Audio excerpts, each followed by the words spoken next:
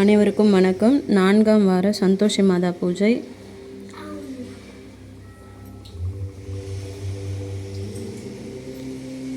சந்தோஷி மாதா பூஜைக்கு 7 வாரம் பூஜை பண்ணணும். 7 வாரமும் எந்த விதமான புளிப்பும் சாப்பிடக்கூடாது. இது 4வது வார பூஜை. கலசம் வச்சு பூஜை பண்ணணும். கலசத்தில் பச்சை கற்பூரம், சந்தனம், கிராம்பு, தங்க நாணயம், பன்னீர் எல்லாம் போட்டு கலசம் வச்சு அம்மனுக்கு ப்ளவுஸ் பீட் வச்சு பூஜை பண்ணணும். 5 பாகமாக வெத்தலை வச்சு, வாழைப்பழம் வச்சு, வெல்லம், அதுக்கப்புறம்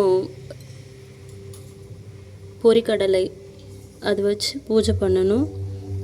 மஞ்சள் பிள்ளையார் பிடிச்சி வச்சு தான் பூஜை ஸ்டார்ட் பண்ணணும். இந்த வாரம் நைவேத்தியமாக சேமியா பாயாசம் பண்ணியிருக்கேன்.